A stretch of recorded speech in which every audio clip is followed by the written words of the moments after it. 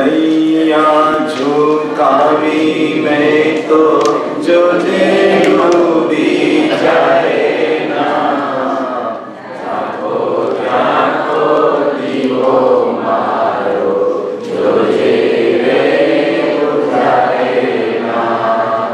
नैया झुकावी मैं तो तुझे डूबी जाए ना, झांको झांको दीवो मारो तुझे बुझाए ना। स्वार्थनु संगीत चाहे घोर भागे। હવે બોલો स्वार्थनु संगीत चाहे घोर भागे। કોઈ નથી દુનિયામાં કોયનું આજે, કોઈ નથી દુનિયામાં કોયનું આજે। ભાવનાનો સૂરજ જે બેસુર થાય ના, ભાવનાનો સૂરજ જે બેસુર થાય ના, ઝાંખો ઝાંખો દીવો મારો જોજે રે બુઝાય ના, ઝાંખો ઝાંખો દીવો મારો જોજે રે બુઝાય ના। પુણ્ય ને પાપના ભેદ રે ભૂલાતા, પુણ્ય ને પાપના ભેદ રે ભૂલાતા। રાગ અને દ્વેષ આજે ઘર ઘેર ઘૂંટાતા, રાગ અને દ્વેષ આજે ઘર ઘેર ઘૂંટાતા। જીવનમાં જોજે પ્રભુ ઝેર પસરાય ના, જીવનમાં જોજે પ્રભુ ઝેર પસરાય ના, ઝાંખો ઝાંખો દીવો મારો જોજે રે બુઝાય ના, ઝાંખો ઝાંખો દીવો મારો જોજે રે બુઝાય ના। આત્મનો દીવડો ઝલતો જ રાખજે, આત્મનો દીવડો ઝલતો જ રાખજે। નિષદીન સ્નેહ કેરા તેલ એમાં પૂરજે, નિષદીન સ્નેહ કેરા તેલ એમાં પૂરજે। મનના મંદિરે જોજે અંધારું થાય ના, મનના મંદિરે જોજે અંધારું થાય ના, ઝાંખો ઝાંખો દીવો મારો જોજે રે બુઝાય ના, ઝાંખો ઝાંખો દીવો મારો જોજે રે બુઝાય ના। નૈયા ઝુકાવી મેં તો જોજે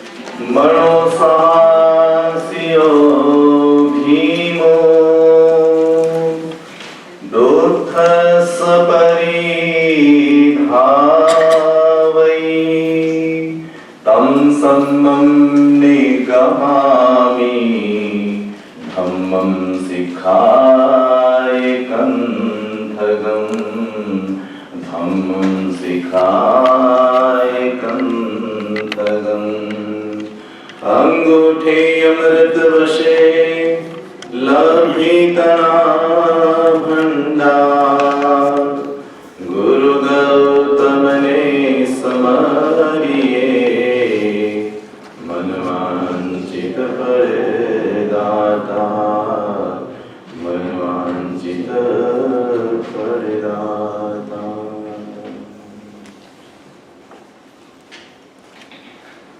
શાસ્ત્રની અંદર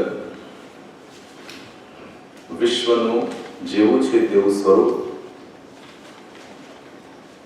જગત સમક્ષ રજૂ કરવામાં આવ્યું છે. ત્રણેય કાળે જે સિદ્ધ થાય તેને સિદ્ધાંત કહેવામાં આવે છે અને એવા સિદ્ધાંતને જે વણી લેવામાં આવે એને શાસ્ત્ર સિદ્ધાંત કહેવામાં આવે છે. જે સિદ્ધાંત ત્રિકાળી છે, બદલાતું નથી. તીર્થંકરો બદલાય પણ તીર્થંકરોના સિદ્ધાંતો ક્યારેય નથી બદલાતા. જેને આપણે બીજી ભાષામાં કહીએ તો આગમ. આગમનો અર્થ થાય છે આ વત્તા ગમ. ગમ એટલે સમજણ, આ એટલે આત્મા. આત્માની જેમાં સમજણ પરિપૂર્ણ કરવામાં આવે છે તેનું નામ છે આગમ. ચાર પ્રકારની વિભાગની અવસ્થામાં આગમને ગોઠવવામાં આવ્યા.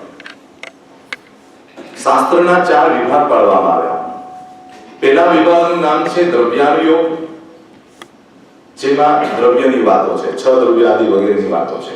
સૃષ્ટિ કઈ રીતે ચાલે છે, સૃષ્ટિના કયા કયા દ્રવ્યો કઈ રીતે આ સૃષ્ટિના અંદરમાં કામ કરે છે. દ્રવ્યાનુયોગ દ્વારા પણ આત્મ દ્રવ્યનો યોગ કરાવી આપે એવી વાતો જેમાં રજૂ કરવામાં આવી છે એવો દ્રવ્યાનુયોગ. યોગનો અર્થ છે જોડવું, જોડાવવું.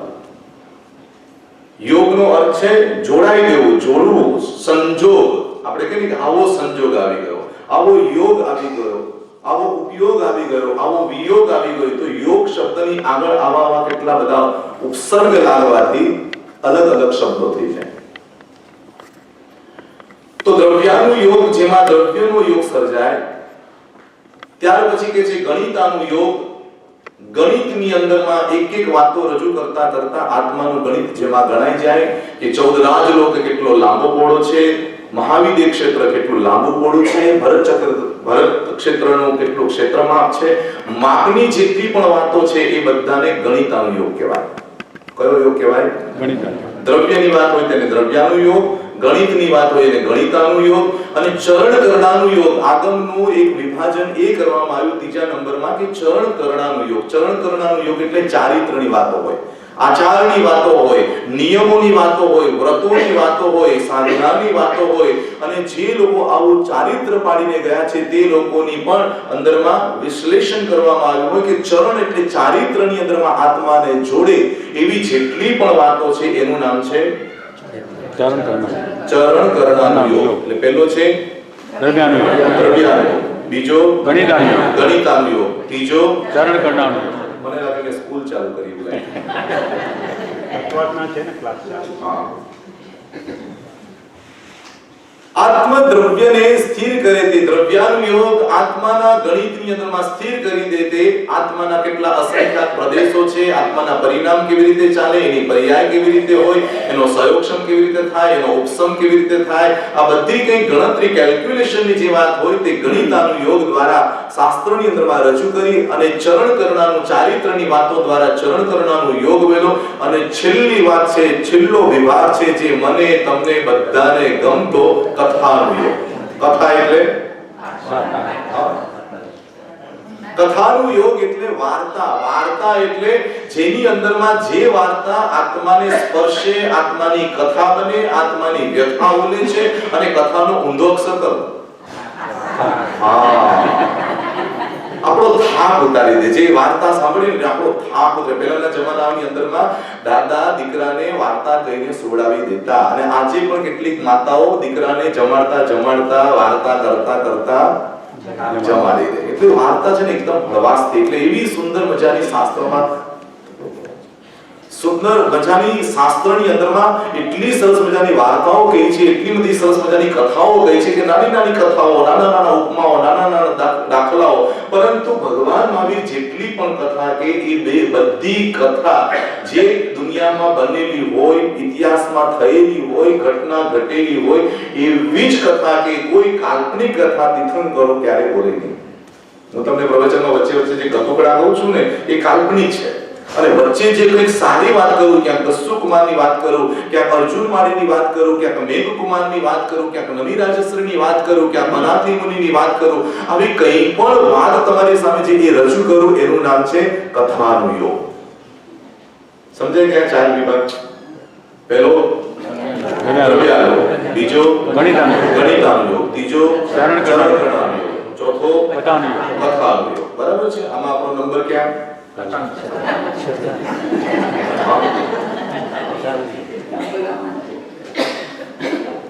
વાર્તા વિભાગ એટલે કથા વિભાગ એવો છે, અને કથાની અંદરમાં ક્યાંક દ્રવ્યની વાતો પણ આવે, કથાની અંદરમાં ક્યાંક ચારિત્રની વાતો પણ આવે, કથાની અંદરમાં ગણિતની વાત પણ આવે. એટલે ચારેય યોગનો સમાવેશ આ કથાની અંદરમાં થાય છે. કથા એટલે અવલંબન. એ અવલંબન દ્વારા તમને તત્વનો અભ્યાસ કરાવી દેવામાં આવે, એ અવલંબન દ્વારા એ ચરિત્રનું તમારી સામે પ્રકાશન કરી દેવામાં આવે.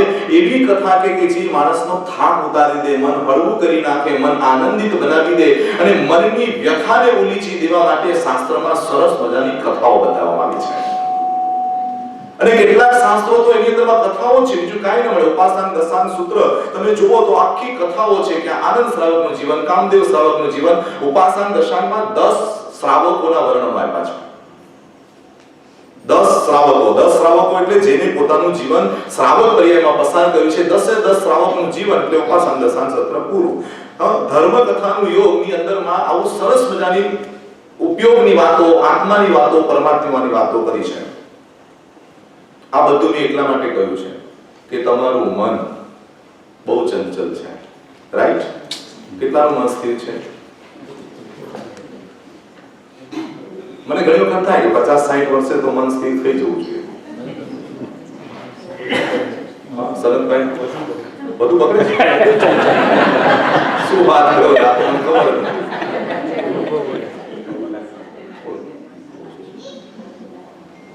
ઉંમર થાય એ મન શાંત ન થાય? આ થવું જોઈએ, કરવું જોઈએ, હોવું જોઈએ, આમ કરશો તો પછી મોક્ષમાં કેવી રીતે જવાશે? કે 60-70 વર્ષની ઉંમરે આપણી ઈચ્છાઓ શાંત થઈ જવી જોઈએ, આપણી અપેક્ષાઓ ઓછી થઈ જવી જોઈએ, આપણા અંતરની અંદરમાં કઈ સંસાર પ્રત્યેની લાગણી અથવા સંસાર પ્રત્યેની જે ઈચ્છાઓ છે શાંત થઈ જાય તો મન ઓટોમેટિક શાંત થઈ જાય. થાય કે નહીં? શું થવું જોઈએ? થવું જોઈએ પણ થતું નથી. નૌકારવાળી આપણે ગણીએ તો નૌકારવાળી ગણતા 10 વિચાર આવે છે. એટલે તો કોકે કહ્યું છે, માલા ફેરને વાલો ક્યાં ફેરતે હો માલા, મન કો ફિરા દે હો જાય अच्छी માલા. તું મનને ફેરવી દે, તારા મનને તું ફેરવી દે. તારા મનને ફેરવી દે, પણ મન એટલું ઈઝી નથી કે જે ફરી જાય, પરંતુ એના માટે આ 4 યોગ બતાવ્યા છે કે દ્રવ્યના યોગનું ચિંતનમાં તારા મનને લઈ જા, ગણિતાના યોગની અંદરમાં તારા મનને લગાવી દે, ચરણ કરણાનું યોગની અંદરમાં તારા મનને લગાવી દે, અને કથાના યોગની અંદરમાં તારા મનને લગાડી દે. કારણ કે મનને જો તું ત્યાં લગાડીશ નહીં તો પછી મન તને રખડાવી દેશે. મનને કામે લાગાડો, મનને એને ક્યાંક પોરવી દેવું. એટલે 4 વિભાગ બતાવી દીધા કે અહીંયા ન થાય તો અહીંયા, અહીંયા ન થાય તો અહીંયા, અહીંયા ન થાય તો અહીંયા, અને છેલ્લે ક્યાંય ન થાય તો પરમાત્માએ બતાવેલી કથાનું વાંચન કર. બહુ જ અગત્યની વાત કરું કે આ દુનિયાની અંદરમાં સૌથી મોંઘામાં મોંઘી ચીજ, દુર્લભમાં દુર્લભ ચીજ તમારા મનમાં કદાચ સોનું હશે, હીરા હશે, મોતી હશે, ડોલર હશે, બધું હશે.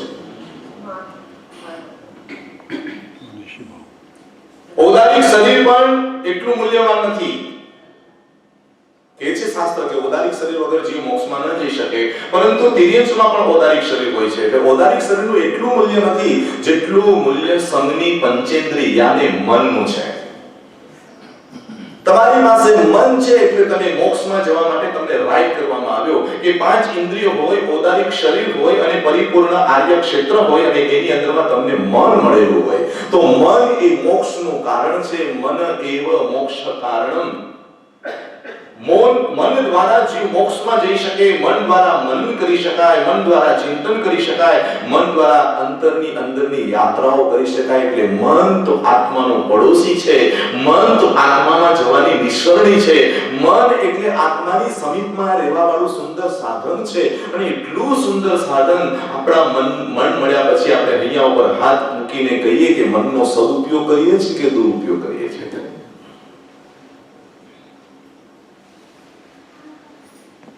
શરીર થાકી જાય છે, મન થાકતું નથી.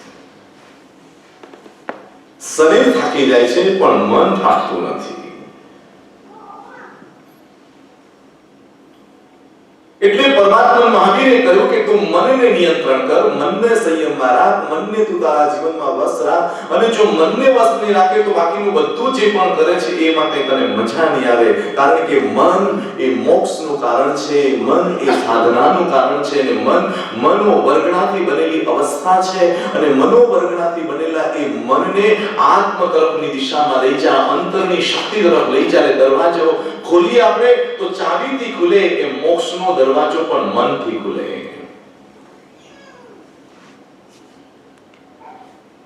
કેટલા લોકો કહે છે મન ચંચલ છે? કેટલા લોકોનું ગણિત એવું છે મન ચંચલ છે? ચંચલ છે ખરેખર? ફરી નહીં જતા.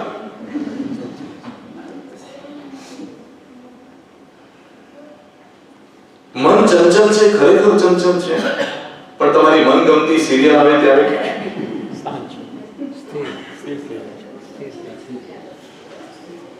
તમને મનગમતી કોઈ વ્યક્તિ મળે ત્યારે $100 નું બંડલ ગણવાનું હોય ત્યારે સ્થિર કે અસ્થિર? તો પાછા તમે કેમ બદલાઈ ગયા? પ્રવૃત્તિ બદલાઈ. મન અસ્થિર નથી, આપણો રસ અસ્થિર છે, આપણો વિષય અસ્થિર છે. એટલે વિષય અસ્થિર હોવાના કારણે આપણને મન અસ્થિર લાગે છે. પણ પરમાત્મા કહે છે કે મન તો સ્થિરતા વાળું છે, એ ચંચલ નથી. તમે જેને એમાં જે રીતે ગોઠવો ને એમાં એ મન સ્થિર થઈ જાય. મનનું કામ છે સ્થિરતાનું, પણ તમે જેમાં સ્થિર કરવા માંગો એમાં થાય. એટલે જૈન દર્શન કહે છે જ્ઞાન હશે તો મન સ્થિર થશે, અજ્ઞાન હશે તો મન અસ્થિર થશે. મોહ હશે તો અસ્થિર થશે અને નિર્મોહ હશે તો સ્થિર થઈ જશે. કારણ કે મન જેવું જગતમાં બીજું કોઈ સાધન નથી તરવાનું. શરીરની શક્તિ ખલાસ થઈ જાય તો પણ મનથી તરી જવાય, શરીરના ટુકડા થઈ જાય તોય પણ મન તમને મોક્ષમાં લઈ જાય. એવા મુનિવરોના દ્રષ્ટાંતો તમે જોશો તો ખબર પડશે કે કષ્ટ વચ્ચે પણ તેમને પોતાનું મન કેટલું સ્થિર રાખ્યું. સંયોગોની અંદરમાં મનને એને વૈરાગ્ય બનાવ્યું હતું, કષ્ટોની અંદરમાં મન એમને સ્થિર બનાવ્યું. અને કહે છે કદમ અસ્થિર છે જેના એને માર્ગ મળતો નથી જગતમાં. કદમ અસ્થિર છે જેના એને માર્ગ મળતો નથી જગતમાં. પરંતુ અડગ મનના માનવીને નડતો નથી હિમાલય જગતમાં. મન કેવું કરવાનું? હા, આપણું મન કેવું છે? કોક જરા આગળ પાછળ બોલે એમાં તો સુખ પણ મનમાં જ જન્મે, દુઃખ પણ મનમાં જ જન્મે, પ્રસન્નતા પણ મનમાં જ જન્મે, પીડા પણ મનમાં જ જન્મે, રાગ પણ મનમાં જ જન્મે, દ્વેષ પણ મનમાં જ જન્મે, ચિંતા પણ મનમાં જ જન્મે અને ચિંતન પણ મનમાં જ જન્મે.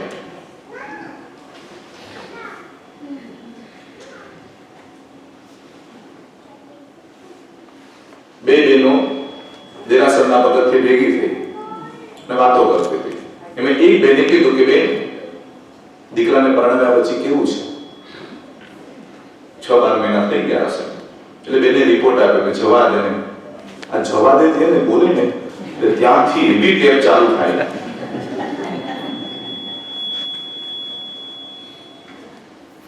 તો કે કેમ બેન? કઈ? તો કે ના કઈ નહીં, 8 વાગે ઉઠે, નાઈ ધોઈ તૈયાર રાણી નૌકાશી કરે, નૌકાશી કરીને તરત જ થેલી ઉપાડી બટવો ઉપાડીને દેરાસર જાય, ઠેઠ 11:30 આવે. આવીને રસોઈ પાણી તો બનાવવાની વાત નહીં, સીધું ટેબલ પર જમી લે અને જમ્યા પછી શું? જમ્યા પછી શું? આરામ. ઉતાવળા નહીં થાવ, ધીરે ધીરે વાત. એ સૂઈ જાય, બપોરના ઉઠે, ચા પાણી કરે, થોડુંક બહાર રાઉન્ડ મારે, શોપિંગ આદિમાં જાય, સાંજે 6-7 વાગે આવે, તૈયાર વાળે જમી લે, પતિદેવ આવ્યા સાથે ટીવી જોવે, સૂઈ જાય. સવારે એ જ રમત. શું કહું, જરાય હેલ્પ નથી કરી. મને તો એમ થયું કે મારો ભાર ઓછો થશે, પણ આ તો કોઈના લગ્નમાં જાવ ને તો દીકરાની માતાને જોવાની, કોઈના લગ્નમાં જાવ તો કાઈ નહીં જોવાનું, દીકરાની માને જોવાની. એટલી હરખાતી હોય કે હાય હવે તો પરણાવી દીધો, હવે કેમ શું થયું, એક ચિંતા મુક્ત થઈ ગઈ, હવે તો જરાય ફિકર નહીં, હવે તો હિંચકા ઉપર બેસીશ અને કહીશ કે બેટા ચાલો, શું લે ચાલો છે. એવી કલ્પનાઓ કરી હોય. જૈન દર્શન પણ એમ કહે છે કે દુઃખ તમારી સામે આવે છે એ ત્યારનું નથી, પણ એ દુઃખ ક્યારનું છે? તમારી મનની ગ્રંથિમાં તમે જે બાંધ્યું હતું ત્યાંથી સુખ ઊભું થાય અને ત્યાંથી દુઃખ ઊભું થાય. એટલા માટે શાસ્ત્રમાં શબ્દ લગાવ્યો કે મુનિ નિગ્રંથ હોય છે. નિગ્રંથ એટલે ગાંઠ વગરના હોય છે, કોઈ પણ પ્રકારની ગાંઠ રાખતા નથી. અહીંયા રહ્યા તો આનંદ આવ્યો ને ત્યાં ગયા તો દુઃખ થયું, આ માણસે મને બોલાવ્યો ને આ માણસે મને ન બોલાવ્યો, આવી કોઈ પ્રકારની ગાંઠ જે રાખે નહીં તેનું નામ નિગ્રંથ.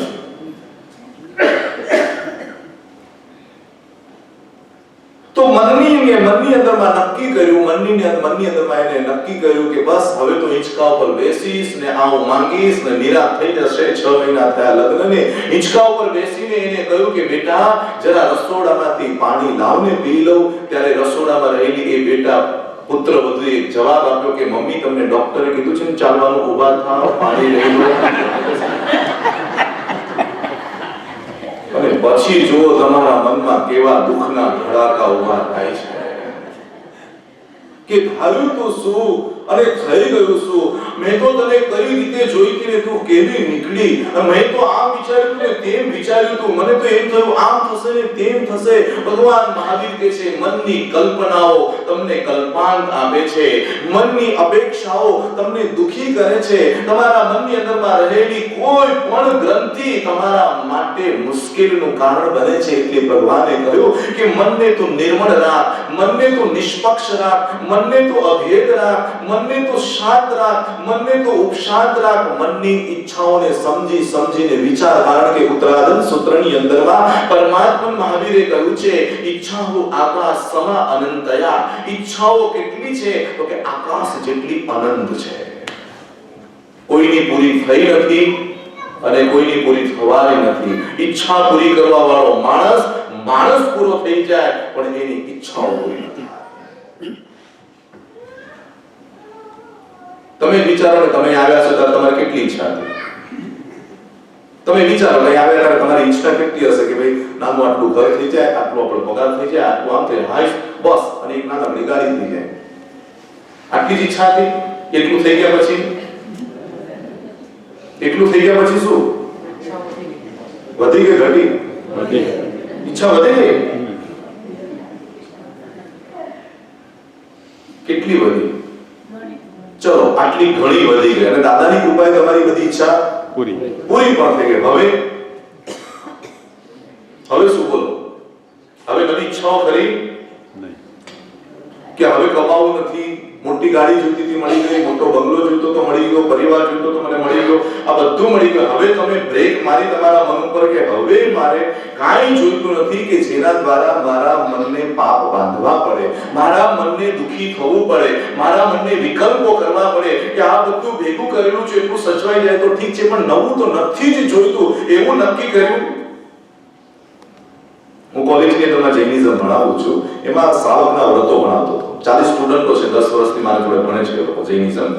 તો એ કોલેજની અંદરમાં ભણવા આવેલા બધા વિદ્યાર્થીઓને હું 12 વ્રત ભણાવતો. અને 12 વ્રતની અંદરમાં અહિંસાનું વ્રત, આનું વ્રત, તેનું વ્રત બધું કરતા એક વખત પરિગ્રહનું વ્રત આવ્યું. અને પરિગ્રહના વ્રતની અંદરમાં મેં એમને કહ્યું કે ભાઈ તમારા ઘરની અંદરમાં 50 જોડી કપડાં છે લગભગ, લોકોના ત્યાં 50 જોડી કપડાં હોય છે અને ઘણી વખત આખો કબાટ ખોલે તો આપણને એમ લાગે આ કોઈ દુકાન ગોઠવાઈ લાગે છે. એટલા બધા કપડાં હોય તમારી પાસે, તો મેં કીધું હવે નક્કી કરો કે 50 જોડી કપડાથી વધારે કપડાં રાખવા નહીં. બધાને ગમ્યું એ વાત, પણ સાહેબ કે 50 જોડી ઠીક છે, પણ કદાચ એક ઉપર એક ફ્રી આવ્યું, કદાચ લેવાનું મન થાય. ભાવેશ ને હા, તો શું કરવું? એટલે મેં એમને રસ્તો બતાવ્યો કે 50 જોડી કપડા છે, એમાંથી તમારે એમ કરવાનું કે સમજો એક જોડી નવું લાવ્યા તો એક જોડી જૂનું કપડું તમારી કામવાળીને આપી દેવું. તો કે એ ચાલશે, બે લઈ આવશો તો બે આપી દઈશું, એક લઈ આવશો તો એક પણ. ચાલો, આ તો સર જૈન દર્શન બહુ વ્યવસ્થિત ધર્મ છે.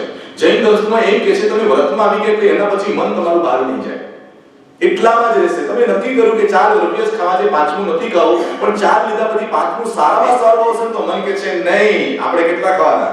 4. મન કેવું કંટ્રોલમાં આવી જાય છે. મનને કંટ્રોલ માટે ભગવાને વ્રત બતાવ્યા છે, મનને વશ કરવા માટે નિયમો બતાવ્યા છે. તમે નિયમ લઈને કંઈ પણ કરશો તો તમારું મન નહીં જાય. તમે મોલના પગથિયે ઊભા રહો અને પછાણ કરો કે મોલમાંથી મારે એક પણ ચીજ લેવીની, અપાણમ પોસી લાવી, અંદર ખબર ને એક ઉપર 4 ફ્રી હોય તો મન કે છે ન લેવાય. શેના માટે ન લેવાય? મેં વ્રત લીધું છે, મેં પછખાણ લીધા છે.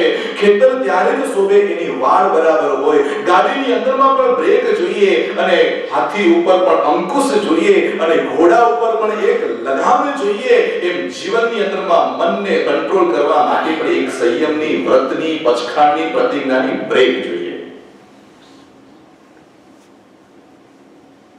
મર્યાદાની અંદરમાં આવી જાઓ. મારા 10 શ્રાવકો મર્યાદામાં હતા. આનંદ શ્રાવકનો વૈભવ તમે જુઓ તો તમને ખબર પડે કે આપણે તો બધા જ ગરીબ લાગીએ. આનંદ શ્રાવક પાસે 40,000 ગાયો હતી. કેટલી ગાયો? કેટલી તમારી પાસે? અંગા લાગી આવે. 40,000 ગાયો હતી અને આખા મુંબઈની જેટલી મોટી જગ્યા છે એટલી જગ્યાનો માલિક આનંદ શ્રાવક હતો. આનંદ શ્રાવકની પ્રોપર્ટી હું તમને કહું છું, કેટલી પ્રોપર્ટી, આખા મુંબઈની લેન્ડ જેટલી છે એટલી લેન્ડ ખાલી એકલા શ્રાવક આનંદ શ્રાવકની હતી. અને 4 કરોડ સોનામોરો એના ઘરમાં હતી, 4 કરોડ સોનામોરો વેપારમાં હતી, 4 કરોડ સોનામોરો બધાના ત્યાં ફરતી હતી અને 4 કરોડ સોનામોરો એમને બિઝનેસમાં લગાડી હતી. આટલી કરોડોની સંપત્તિ વાળો વ્યક્તિ જ્યારે પ્રભુ પાસે જાય છે, એને ખબર પડી કે પરિગ્રહનું પાપ આવું ભયંકર છે. મનની અંદરમાં લાલસા લાલસા લાલસા, હજી મેળવું, હજી મેળવું, હજી મેળવું, હજી જોઈએ, હજી જોઈએ. સંતોષ જ નહીં, ભોગવી શકવાની શક્તિ ન હોય તો પણ કે જોઈએ જોઈએ ને જોઈએ. ઘણી વખત આપણા ઘરમાં એટલી ચીજો એવી એવી પડી છે, આખું વર્ષ ઉપયોગ ન થતી હોય અને છતાંય કામ લાગશે ક્યારે?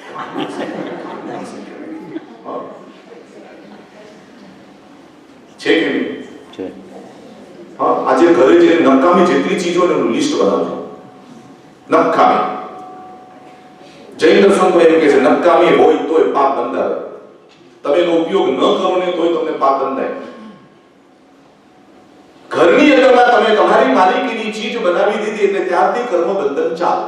અને તમારી એ ચીજ જો બગડી જાય તોય મનને દુઃખ થાય, ન વપરાય તોય દુઃખ થાય, ચોરાઈ જાય તોય દુઃખ થાય. એટલે કહ્યું કે તમારી માલિકીની જો બની ગઈ તો ત્યારથી કર્મ બંધન ચાલુ થાય. એટલે પરમાત્માને કે જો નકામી જે કામમાં જ નથી આવવાની એને તમે કાં તો કોકને જરૂરિયાત વાળાને આપી દો અને કાં તો બહાર મૂકી દો. મારે આની સાથે લેવા દેવાની અપાણમ. કેટલો સરસ શબ્દ છે. હા, મનની અવસ્થા સારી છે, મન બહુ સારું છે. મન જેવું જગતમાં કોઈ ઊંચું સાધન નથી અને મન દ્વારા જ નરકમાં જવાય, મન દ્વારા જ સ્વર્ગના દરવાજા ખુલે અને મન દ્વારા જ મોક્ષની યાત્રામાં સફળ થવાય. ગમે તેટલી તકલીફ આવે પણ જો મન મજબૂત હોય ને તો સાહેબ તકલીફ લાગે નહીં. મન જો જ્ઞાનયુક્ત હોય તો દુઃખ લાગે નહીં અને મન જો વૈરાગ્ય સભર હોય તો રોગ લાગે નહીં. મનની પાવર શક્તિ તમારી પાસે હોય, મનની પોઝિટિવ તમારી પાસે હોય, મન સત્વશાળી હોય, મન તત્વશાળી હોય, મન નોલેજેબલ હોય, મન અંદર જ્ઞાન દર્શન ચારિત્રમાં તરબોળ થયેલું હોય તો દુનિયાની કોઈ તાકાત નથી કે તમારા અંદરમાં રાગ દ્વેષ કરાવીને તમને નરકમાં લઈ જાય. શું મક્કમ બનામ છે? તમારા મનને મનને તમે મક્કમ બનાવો જ્ઞાન દ્વારા, સ્વાધ્યાય દ્વારા, ચિંતન દ્વારા, મનન દ્વારા અંતરની ચેતનાની યાત્રામાં લઈ જવા વાળું જો સાધન હોય તો મન છે. અને મનના સાધનનો દુરુપયોગ કર્યો ને તો અનંત કાળ પછી તમને નહીં મળે. મન જૈન દર્શન કે છે મન ક્યારે મળ્યું છે ખબર છે? એક ઇન્દ્રિયમાં તો કે મન નહીં, બે ઇન્દ્રિયમાં તો કે મન નહીં, તે ઇન્દ્રિયમાં તો કે મન નહીં, ચોવીન્દ્રિયમાં તો કે મન નહીં, અસંગની પંચેન્દ્રિયમાં તો કે મન નહીં, ઠેઠ સંગની પંચેન્દ્રિય બનો ને ત્યારે તમને મન મળે. અને એના માટે પણ કેટલું પુણ્ય, જબરજસ્ત પુણ્ય ભેગું કર્યું હોય ને ત્યારે તમને મન મળે. ને 24 કલાકની અંદરમાં તમારું મન જે કરી શકે ને એમ કરોડો ભવો સુધી દેવલોક ત્યાં દેવલોક મારે ને એ કાંઈ ન કરી શકે. મનને ક્યારે ઢીલું પાડવાનું નહીં, મનને ક્યારે નિરાશ કરવાનું નહીં, મનને કાયર બનાવવાનું નહીં. કઈ પણ પરિસ્થિતિ સર્જાય તો મનને કહેવાનું આવું જ હોય, આમ જ હોય, આવું જ બને, આમ જ હોય.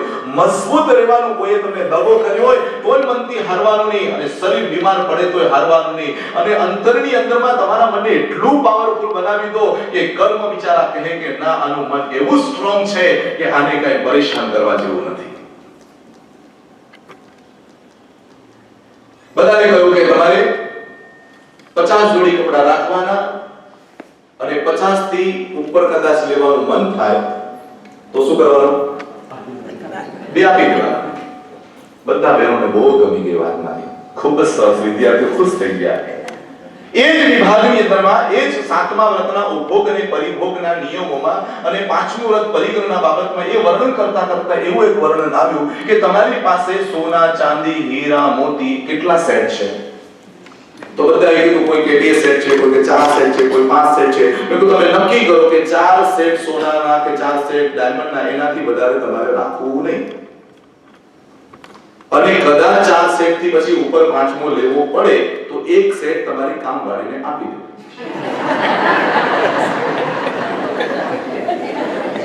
કેમ, શું થયું?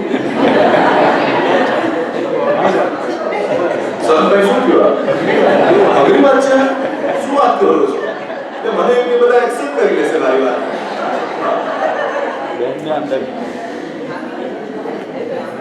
તમે કેટલું ઈઝી તમે તમારા મને લઈ લીધું કે 50 જોડી કપડામાંથી એક જોડું આપી દેવી, તો પછી આ કેમ તમને પ્રોબ્લેમ આવ્યો? કારણ કે જૈન દર્શન કે છે મનને સમ્યક દર્શન લાગ્યું નથી, એટલા માટે વસ્ત્રમાં અને સોનામાં હજી તમને મૂલ્યવાન ને અમૂલ્યવાન દેખાય છે. પણ જૈન દર્શન કે છે જીવ અને અજીવ બે જ ચીજ છે દુનિયામાં, કે જીવને તમે વહાલ કરો અને અજીવનો તમે ત્યાગ કરો. જીવને તમે પ્રેમ કરો, અજીવને તમે વૈરાગ્ય લાવો. જીવની અંદરમાં ડૂબવાના પ્રયાસ કરો અને અજીવ ઉપરથી તરવાના પ્રયાસ કરો. મનને તમે સમજાવ્યું છે કે વસ્ત્ર અમૂલ્યવાન છે અને સોનું મૂલ્યવાન છે. સાચું તમને કહો, 1000ની નોટ હોય કે સોના ડોલરની નોટ હોય, પશુ પાસે મૂકો તો સૂંઘે પણ નહીં. પશુ હોય ને પશુ, એને સૂંઘે પણ નહીં. કારણ કે એને ખબર છે કે આનું મૂલ્ય અમૂલ્ય એને કાંઈ જ લેવા દેવા નથી. જેને મનની અંદરમાં સમજાવી દીધું છે કે આ મૂલ્યવાળું છે, આ અમૂલ્ય છે, એટલા માટે એ ભેદ ઉભો કરે છે. જ્યાં ભેદ ઉભો છે ત્યાં આગળ ધર્મની શરૂઆત થતી જ નથી. ધર્મની શરૂઆત તો અભેદની દુનિયામાંથી થાય.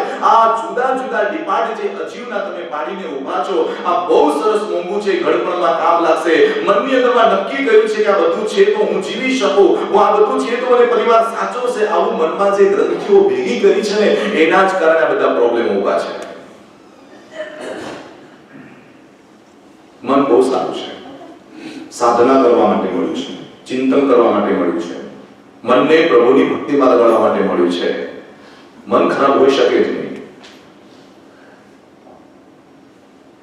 પણ આપણે ઉપયોગ કેવો ઉપયોગ કરીએ છીએ? શરીરની શક્તિઓ ચાલી જાય પણ જો મનની આસક્તિ ન જાય તો મહા દુઃખો ઉભા થાય. શરીરની શક્તિ ચાલી ગઈ છે અને મનની આસક્તિ છે. આ ખાઓ, આ જો, આ પીવું, આ ભોગવો, આ મેળવો, એવું બધું અંદરમાં ચાલે છે પણ કરી શકતા નથી. તો શું થાય ખબર છે તમને? વગર કરે પણ પાપ બંધાય. શેનાથી? ઈચ્છા અને આસક્તિ.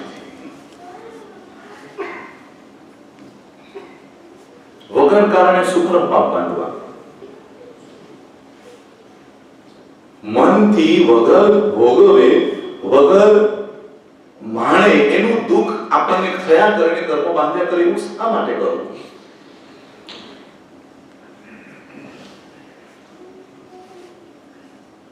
આવી રીતે ભગવાન કહે છે તારા મનને સમજ, તારા મનને વાળ, નહીં તો એ વેદના આપશે. તારા મનને અંતરની અંદરમાં લઈ જા, ન તો બહાર સંતાપ થશે. ન તો સિકંદર પણ ફાવ્યો છે, ન તો મમ્મણ શેઠ પણ એમાં ફાવ્યો છે.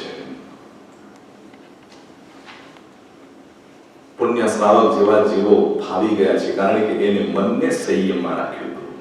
ઘરની 4 દિવાલો એક સરખી હોવા છતાં પણ એ મસ્તીથી જીવતો હતો. જંગલમાં ઘોડો પડેલો રાજા 2-4 દિવસથી ફરતો તો રસ્તો શોધવા, પણ એટલો પ્યાસી, એટલું તરસ એને લાગેલી, અને તરસને હિસાબે પાણી શોધે, પાણી ન મળે. દૂર દૂર ક્યાંક ઝૂંપડું દેખાયું. એ ઝૂંપડાની અંદરમાં જાય છે ને એક ફાટેલા તૂટેલા કપડા વાળો માણસ ત્યાં બેઠો છે. નાનકડો એક ખાટલો છે, નાનકડી એક મૂડી છે, અને નાનકડો એક સરસ પાણીનો ડેગડો છે. અને રાજા કહે છે તું બધું પછી વાત, મને ભાઈ સૌથી પહેલા પાણી. શું આપ? બહુ તરસ લાગી છે, તું મને પાણી આપ. રાજા પાણી માંગે છે અને પેલો ઊભો થઈને એને પાણી આપે છે. 1 ગ્લાસ, 2 ગ્લાસ, 3 ગ્લાસ પાણી પીવા રાજાને બહુ સંતોષ થાય છે, અને ફાટેલા તૂટેલા ખાટલા પર એને બેસાડે છે.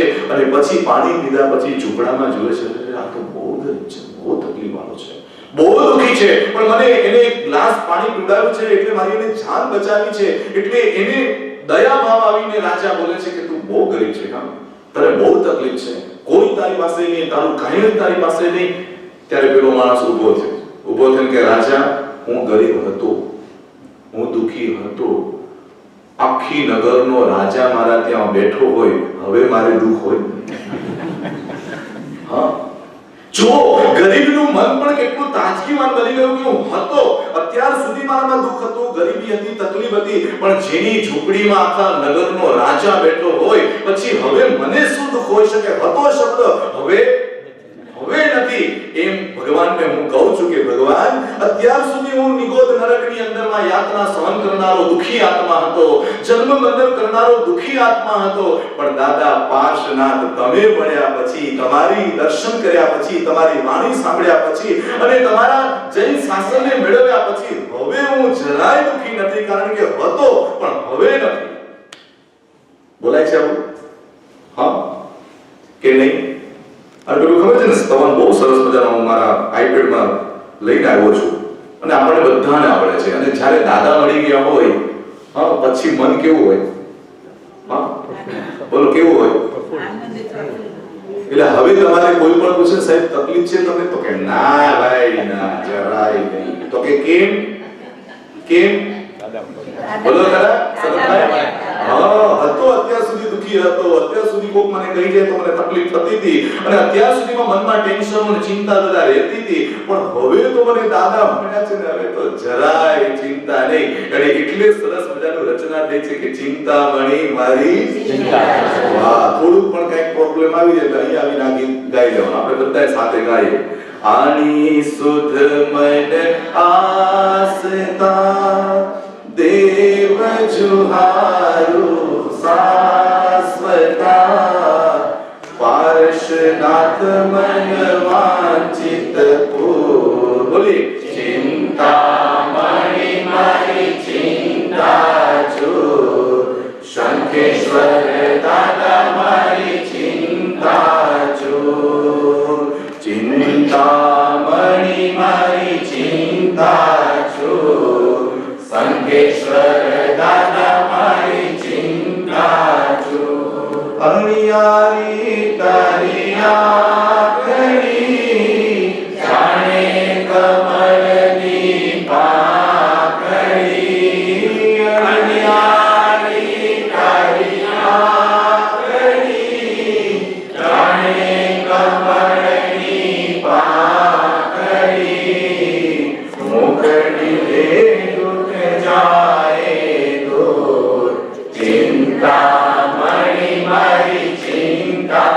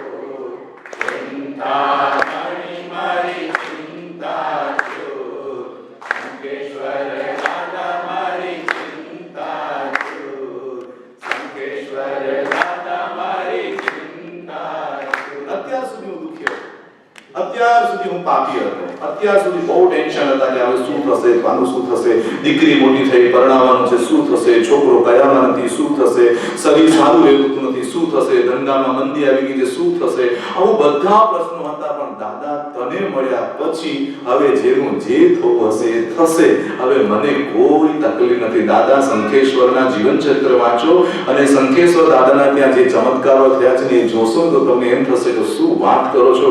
એક કર્મનું નામ છે 8 કર્મમાં સંક્રમણ કર્મ. 8 કર્મની પદ્ધતિઓ છે ને એક સંક્રમણ નામનું કર્મ છે કે શંખેશ્વર દાદા પાસે જાઓ ને તો તમારા કર્મનું સંક્રમણ થઈ જાય. સંક્રમણનો અર્થ છે દુઃખ હોય તો સુખમાં ફરી જાય, પાપ હોય તો પુણ્યમાં ફરી જાય, અસાતા હોય તો સાતામાં ફરી જાય. તમને એમ થશે કે આવું થઈ શકે, તો કે આવું જૈન દર્શન કે છે થઈ શકે. કોઈ મંત્ર શક્તિ દ્વારા તમારામાં પરિવર્તન આવી શકે, કોઈ યંત્ર શક્તિ દ્વારા તમારા અંદરમાં પરિવર્તન આવી શકે. આચાર્ય ભગવંતે બધી વ્યવસ્થાઓ કરી છે કે માણસને દુઃખ આવે તો એ દુઃખના પર્યાયો સુખમાં ફરી જાય એટલા માટેની વ્યવસ્થા જૈન દર્શનમાં સંક્રમણ તત્વ બતાવ્યું છે. બંધ કર્યું, સવારના પરમાં કર્મ બંધાઈ ગયું, ભયંકર ક્રોધ થઈ ગયો, ભયંકર પાપ થઈ ગયું, જે પણ થયું, અને પછી તમે તૈયાર થઈને દાદાના દરબારમાં આવીને થોડું પશ્ચાતાપ કરી લો કે દાદા મારાથી આવું થઈ ગયું છે, મને ક્ષમા કરજે, મારી ભૂલ થઈ ગઈ, આટલું કહી દો ને તો એ જે કર્મ તમે બાંધ્યું હતું ને શું થઈ ગયું? સંક્રમણ થઈ જાય. શરબત બનાવ્યું હોય બહુ ખાટું થઈ ગયું છે, શરબત બનાવ્યું છે, લીંબુ બહુ વધારે પડી ગયું છે, એકદમ ખાટું થઈ ગયું છે, તો હવે એને શું કરવું? બેનો બોલો, હવે શું કરાય? તમે સાકર નાખી દીધી, જેવી સાકર નાખી દીધી એટલે ખટાશ શું આવી ગયો? હવે શરબતમાં મીઠાશ આવી ગઈ, તો જે પદાર્થ ખટાશ વાળા હતા એને સંક્રમણ કરીને મીઠાશ વાળા કરી દીધા, એટલે તમને સ્વાદ ખટાશનો ન આવતા હવે શું આવ્યો? મીઠાશનો આવ્યો. બસ આ જ ગણિત જૈન દર્શન કહે છે. કેટલી બધી તકલીફો હતી પણ દાદાના દરબારમાં ગયો એટલે ખાટું થયેલું મન મીઠું થઈને આવ્યું, પાપી થયેલું મન પાવન થઈને આવ્યું, ચિંતા કરવા વાળું મન ચિંતન લઈને આવ્યું. અને સમોસરની એક વ્યવસ્થા છે. બધા જીવો ત્યાં હોય, પશુ પણ હોય, પ્રાણી હોય, દેવલોકના દેવ બધા હોય. અને જેવા ભગવાન સમોસરમાં સિંહાસન પર બિરાજે ને સાહેબ, જેવા બિરાજે ને એટલે આજુબાજુમાં બધાના સ્વભાવ ચેન્જ થઈ જાય, બધાની અંદરમાં શાંતિ થઈ જાય. સાપ હોય તો ઝેર ભૂલી જાય, અને સિંહ હોય તો એની ત્રાણક વૃત્તિ ભૂલી જાય, અને માણસના વેર ભૂલી જાય, દેવલોકના દેવો એકબીજાનું ઝેર ભૂલી જાય. બસ ભગવાનને સાંભળ્યા જ કરે, સાંભળ્યા જ કરે. એટલો બધો સ્વભાવ નેગેટિવ હોય વ્યક્તિનો, પણ જ્યાં પ્રભુના સમોસરમાં જાય એટલે પોઝિટિવ થઈ જાય. જૈન દર્શન તો ત્યાં સુધી કહે છે કેટલાક લોકો સમોસરને જોઈને કેવા જ્ઞાન બની જાય, સમોસરને જોવા માત્રથી કેવડી બની જાય, કેટલાક સમોસરના પગથિયા ચડતા ચડતા કેવળ જ્ઞાની બની જાય, કેટલાક લોકો સમોસરમાં પ્રભુની દેશના સાંભળતા સાંભળતા કેવળ જ્ઞાની બની જાય. સમોસરને આટલી તાકાત કેમ છે? તો કે વિતરાગના એ વાઇબ્રેશનો, તીર્થંકર પરમાત્માના એટલા વાઇબ્રેશનો કે આજુબાજુનું વાતાવરણ ચેન્જ થઈ જાય. મારે તમને એ કહેવું છે કે તમારા મનનું વાતાવરણ એવું જબરજસ્ત ઊભું કરો કે સામેનો વ્યક્તિ તમારા માટે ગમે તેવું વિચારતો હોય પણ તમે ત્યાં ઊભા રહો ને એટલે એકદમ પોઝિટિવ થઈ જાય. તમારી શાંતિતાના કારણે વાતાવરણ બદલાઈ જાય, તમારા મનની ઊર્જાના કારણે વાતાવરણ બદલાઈ જાય, તમારા મનના અધ્યવસાયને કારણે કે તમારા સામેનું આખું વાતાવરણ ચેન્જ થઈ જાય. ઘરની અંદરમાં ગમે તેટલું વાસ્તુ નડતું હોય પણ મન પોઝિટિવ હોય તો બધી દિશા સારી થઈ જાય. કોઈ કે અહીંયા દરવાજો મૂકો તો આવું થાય, કોઈ કે અહીંયા દરવાજો મૂકો તો આવું થાય, એટલે હું એને કહું કે તારું મન ફેરવી નાખ, દિશાઓ બધી ફરી જશે. હા, સમજાય છે મારી વાત? કોઈ દરવાજાનો વાંક કાઢવાનો નહીં, કોઈ ગ્રહનો વાંક કાઢવાનો નહીં. સારો મંગળ નડે છે, કાંઈ નડતું નથી. જૈન દર્શન કહે છે આટલા બધા સાધુઓ છે, ક્યાં કાંઈ પહેરે છે? ચાલે છે ને મસ્તીથી મજા ચાલે છે કે નહીં? બધું ચાલે, જરાય ફિકર નહીં કરો. જ્યોતિષ હું પણ જાણું છું, કેટલા વર્ષોથી કેટલાના જ્યોતિષ જોઈને ખાત મેં, પણ મેં બંધ કરી દીધું. હવે મેં કોઈના જ્યોતિષ મારે જોવા નથી, કારણ કે એ ગ્રહ છે 25%. જૈન શાસ્ત્રની અંદરમાં પણ જ્યોતિષ શાસ્ત્ર બતાવ્યું છે, ચંદ્ર સૂર્ય પદ્ધતિઓ બધા શાસ્ત્રો છે જ્યોતિષના. 9 ગ્રહના વર્ણનો બહુ સરસ રીતે વર્ણવ્યા, રાશિઓના વર્ણનો બહુ સરસ બતાવ્યા છે કે વ્યય સ્થાનની અંદરમાં કેતુ પડે તો મોક્ષનો કારણ કહેવાય, ત્યાં રાહુ પડે તો એને નુકસાન થાય. કાલે સવારે કોઈ કુંડલી લઈને આવતા નહીં મારે જોડે, કારણ કે મને ખબર છે કે અમેરિકામાં બહુ જ તકલીફો છે આ બધી. અને મેં મારા ગુરુને પણ કહ્યું છે કે હું પરદેશની અંદરમાં જઈશ તો માત્ર જૈન ધર્મના પ્રચારક તરીકે જઈશ, પણ કોઈ દુકાન હું ખોલવાનો નથી કે ન જ્યોતિષની દુકાન, ન મંત્રની દુકાન, ન તંત્રની દુકાન. મને મારું મિથ્યાત્વ ક્યાંય પોસતું નથી. મારે સમ્યક દર્શની રહીને જ રહેવું છે અને સાચો પ્રચારક તરીકે જીવવું છે. બાકી અહીંયા હું એ દુકાન ખોલું ને સાહેબ તો દર વર્ષે 1 કરોડ રૂપિયા લઈને અહીંયાથી હું ઇન્ડિયા જાઉં. કારણ કે એટલા બધા બોલો તો ખરો. એટલી બધી તકલીફો છે આ દુનિયાની અંદરમાં. ક્યાંક ને ક્યાંક સૂચી આવે કે સાહેબ મને કંઈક બતાવો, સાહેબ મને કંઈક બતાવો, મારું કંઈક થઈ જાય. આમ જો બધા તકલીફો તો માણસ બધે જાય, પણ હું તમને એટલું કહું કે દેવગુરુને ધર્મ મળ્યા પછી હવે ક્યાંય જવાની જરૂર નથી. કાં તો ધર્મના શરણે ચાલી જાઓ, કાં તો ગુરુના શરણે ચાલી જાઓ, અને તો ચિંતામણી દાદા સંખેશ્વર કહે છે તું મારા ચરણે ચાલી જા. બાકી કાંઈ કરવાની જરૂર નથી. નવકાર મંત્ર ગણ. શું કરવાનું? નવકાર મંત્રમાં 9 ગ્રહની અંદરમાં ઉપશાંતિ આવી જાય એટલી તાકાત છે. કારણ કે કેટલા દેવ દેવીઓથી પૂજિત છે, અર્ચિત છે, અને અનેક આચાર્યોના શ્રી મુખીથી બોલાયેલો એ નવકાર છે. એના શરણે ચાલ્યો જાવ, બાકી બધું ભૂલી જાવ. પણ છતાં કઈ તકલીફ હોય તો મને કહેજો પાછા, આપણે દૂર કરશું. હા, જો હમણાં બહાર નીકળી કે સાહેબ મારું નામ લખી દીધું, આવજો ને મારું નામ લખી દીધું. પણ હું તો પ્રાર્થના કરું કે મારો જૈન બચ્ચો કર્મ વિજ્ઞાન જાણે, મન વિજ્ઞાન જાણે, ધર્મ વિજ્ઞાન જાણે, અને આવો વિતરાગ પ્રભુ મળ્યો હોય જેના બેસવા માત્રથી વાતાવરણ બની જાય. અમારા મુંબઈમાં તો જેટલા પણ ફ્લેટો ને ટાવરો બને ને એના ન વેચાય તો એક ખોડામાં દાદાને ગોઠવી દે. જેવું એ ગોઠવાય ને 500 રૂપિયા સ્ક્વેર ફૂટે વધી જાય. જેવું એ ગોઠવાય એટલે તરત ફટાફટ વેચાઈ જાય. દાદા બેસે એમાં કામ થઈ જતું હોય તો તમે તો દાદાની સેવા કરો, પૂજા કરો, અર્ચના કરો, ખમાસણા દો, વંદન કરો, આરતી કરો, ભક્તિ કરો, અને તમારા કામ ન થાય એવું બને જ. મને તો બહુ વિશ્વાસ ભાઈ તમારી, તમે જાણો.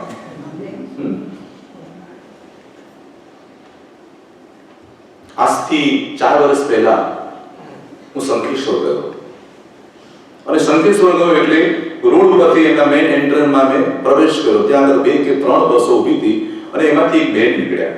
આ એક સત્ય પ્રસંગ કહું છું તમારી સામે. એ બેન નીકળ્યા નાસ્તા મારા દાદા, મારા દાદા, મારા શંખેશ્વર, એક નાનું મોટું જે પણ એને આવતું હતું એ દાદા દાદા નાસ્તા હતા. એટલે મેં કીધું બેન હું પણ દાદાના ત્યાં જાઉં છું, મને આટલું નૃત્ય નથી આવતું, આ બેન આટલા બધા નાચે છે કે મારી આદર આવું બધું કંઈક પૂછવાની. એટલે મેં એમને જરા ઉભા રાખ્યો, બેન જય જીનેન્દ્ર, તમે આટલા બધા કેમ નાચો છો? એને અનુભવ કીધો કે આજથી 10 થી 15 વર્ષ પહેલા મદ્રાસની અંદરમાંથી એક શેઠ સંઘ કાઢીને લઈ જવાના હતા શંખેશ્વર, અને દેરાસર પર બોર્ડ લગાવ્યું હતું જેને પણ શંખેશ્વરની યાત્રામાં જોડાવવું હોય એ પ્રેમથી જોડાજો, કોઈ જાતનો નકરો નથી. કે મારા પતિ મારા 2 નાના દીકરાને છોડી અને મૃત્યુ પામી ગયેલા, ઘરની સ્થિતિ એ હતી કે કોણ કમાશે ને કેવી રીતે ઘર ચાલશે, દીકરાઓને કેવી રીતે ભણાવીશ, એ પોઝિશનમાં જીવતો હતો કે સાહેબ તમને હું શું કહું, સંઘની અંદરમાં હું દર મહિને અનાજ લેવા જતી હતી. અનાજ લો 6 મહિના સુધી ચાલે, 3 મહિના સુધી ચાલે એટલું અનાજ સંઘવાળા મને આપતા. અને અનાજ લેવા ગઈ હતી ને ત્યારે બોર્ડ પર વાંચ્યું કે આ સંઘ નીકળી રહ્યો છે 15 દિવસ માટેનો. અને ત્યારે મને એમ થયું કે ખાવા પીવાનું કઈ ઠેકાણું મારા ઘરમાં નથી, મીઠાઈ કે પકવાન હું ખવડાવી શકતી નથી. આ શેઠ સંઘ કાઢે છે, 2 છોકરાને લઈને જાઓ તો થોડી મીઠાઈ તો જોઈએ, થોડીક પકવાન તો ખાઈ શકે. યાદ રાખજો, જૈન ધર્મમાં આવા વ્યક્તિઓ પણ છે કે જેને પ્રોબ્લેમ છે ને એ પ્રોબ્લેમને કદાચ કોઈ પ્રભાવના માટે તપસ્યા કરે, કોઈ પ્રભાવના માટે યાત્રા કરે, કોઈ પ્રભાવના માટે ક્રિયા કરે, ક્યાંય આંગળી ચિંતતા નહીં. કારણ કે એની આજે મજબૂરી છે, કાલે કદાચ એ વ્યક્તિ પણ એવી જો સદ્ધર બની જાય તો પ્રભાવના લેવા વાળો ક્યારેક પ્રભાવના કરવા લાગી જાય. અને હું નાનો હતો પાઠશાળા જતો, રાજકોટમાં. તો અમે જોઈએ પાછળ કોણ છે રાજકોટનું યાર છે, મને ખબર આજુબાજુ જોવા મળ્યા. રાજકોટની અંદરમાં આટલો મોટો વિરાણીનો ઉપાસ રહીની અંદરમાં અમે જતા એટલે કેમ કે ધીરજ મુનિના હા છે ને એમને ખબર.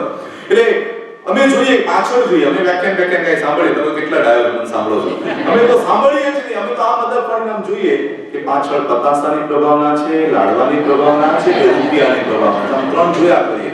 હા, પતાસાની આવે તો કોઈ ઇન્ટરેસ્ટ ન હોય, લાડવો હોય તો હજી થોડીક ઇન્ટરેસ્ટ, પણ રૂપિયો હોય તો વધારે ઇન્ટરેસ્ટ હોય. હા, કે રૂપિયાની પ્રભાવના છે એટલે 5-7 જણા પ્લાન કરીને એ લોકો એટલા હોશિયાર રાજકોટ વાળા એટલા હોશિયાર કે બધા દરવાજા બંધ કરીને એક જ દરવાજો ખુલ્લો રાખે, એક જ દરવાજો ખુલ્લો રાખે કે ત્યાંથી જવાનું ત્યાંથી આવવાનું. પણ અમને ખબર પડે કે રૂપિયાની પ્રભાવના છે કે અમે પ્લાન કરીએ. પ્લાન શું કરે કે તારે નીકળવાનું બહાર, હું અંદરથી દરવાજો આ બાજુનો ખોલી દઈશ, તારે અંદર આવવાનું. 5 રૂપિયા લઈ નીકળી જતા જો શું 5 રૂપિયા બધાના ભાગે, 10 જણાના ભાગે 5 રૂપિયા આવે. અને એ 5 રૂપિયા એટલા મીઠા લાગે કે 1 રૂપિયામાં સાયકલ, 1 રૂપિયામાં પિક્ચર, 1 રૂપિયો સંગ્રહી રાખવાનો, 1 રૂપિયો સ્કૂલની અંદર વાપરવાનો. આ 5 રૂપિયાની એટલી વેલ્યુ હતી સાહેબ. અને એ પછી જ્યારે આજે વ્યાખ્યાનમાં જવાનું છે તો ચપાસ કરી કે કંઈક સારું હોય તો લઈ જજો. અમારા પાઠશાળાના સર પણ બહુ સારા હતા કે આજે છે ને 2 રૂપિયાની પ્રભાવના છે, બધા આવી જજો. અમારા પાઠશાળાના એ બાળકોને પ્રોત્સાહન આપે કે જજો, પહોંચી જજો, 2 રૂપિયાની પ્રભાવના છે. આજે એ નાનું બાળપણ મને મારું યાદ આવે છે. એ 2 રૂપિયા માટે કે 1 રૂપિયા માટે જતા હતા. આજે તમારી સામે જો આખો જૈન ધર્મનો ભંડાર લઈને આવ્યો છે. હા, ક્યારેય પણ કોઈને સામે આગળની ચિંતા, ભલે એને જે જવું હોય તો હું તો એમ કહું છું આપો, જેટલું અપાય એટલું આપો. નાના માણસને આપો ને મોટા માણસને આપો. ને જ્યારે તીર્થંકરો વર્ષીદાન આપતા ને ચંપાબેન, ત્યારે કોઈ ભેદભાવ ન જોવે, આમ ભરીને આમ આપી દે. એમ ન જોવે કે આને આટલું આપું કે આને આટલું, આખો ખોબો ભરીને આપી દીધો. સોનામણો આપી દેતા હતા. એને જરૂર છે કે નથી જરૂર એ નતા જોતા. લઈ જાઓ, મને મળ્યું છે, તમે પણ વાપરો, સમવિભાગ કરો. કરોડો રૂપિયા ભેગા કર્યા છે, શું કરશો એ રૂપિયાને? આપો જેને જરૂર છે. કાલથી જો બધા દાન કેવું સરસ કરે. અને એમ કે છે ભવિષ્યના પર્વમાં તમે જેટલું વાવો ને સાહેબ, એ કલ્પવૃક્ષ જેવું હોય. ભવિષ્ય પર્વમાં તમે જેટલું દાન કરો એ કલ્પવૃક્ષના બીજ જેવું હોય. એટલા માટે આ ભવિષ્ય પર્વની અંદરમાં કલ્પસૂત્ર દાન શિયર તપની ભાવનાની વાત કરે છે. તમારા ગુનેગાર બનીને ક્યાંક દંડ પૈસાના ભરવા એના કરતા ગુણવાન બનીને દાન કરવું કેટલું સારું છે. એ બેને મને વાત કરી કે મારા દીકરાઓને સાથે લઈ ગઈ. 15 દિવસ અમે લોકોએ સંગમાં આવ્યા. દીકરાઓ શું મજા કરી, શું ખાધું, કોઈ અમને કઈ લક્ષ નતું ભક્તિનું કે કાંઈ પણ. પણ આ એક મજબૂરી હતી એટલે 15 દિવસની યાત્રાની અંદરમાં ગયો હતો. અને છોકરા રાજીના રેડ થઈ ગયા. પણ ત્યારે દાદાના દરબારમાં જઈને મેં ભક્તિ કરી. શેઠે એવી સરસ ભક્તિ કરી કે સોનાનો ચેન ચડાવ્યો અને ઘણું બધું કર્યું. એ જોઈને મારી આંખમાં આંસુ આવ્યા હતા. અને મેં દાદાને કહ્યું હતું કે દાદા, આ છોકરાઓને મોટા કરી દે છે, ભણાવી દે છે. આ દાદા, આ બધી જવાબદારી તમને સોંપીને જાઉં છું. તમે મારા પિતા છો, માતા છો. આ મારા 2 બચ્ચાઓને ખવડાવી શકો એવી પણ સ્થિતિ નથી તો ભણાવવાની વાત તો બહુ દૂર રહી. પરંતુ એને એ પ્રાર્થના મૂકી હતી કે દાદા, જો મને પણ પ્રભુ મારી પણ એક સદ્ધરતા આવશે, દીકરા મોટા થશે, પૈસા લઈને કમાશે, વ્યવસ્થિત થશે, તો હું પણ આ શેઠની જેમ યાત્રા લઈને આવીશ. એવું મને તો એક આશીર્વાદ વરદાન આપ કે હું પણ આવી રીતે શેઠની જેમ યાત્રા કાઢું. જુઓ, એની પાસે કાંઈ નથી પણ એક પ્રાર્થના મૂકી દીધી.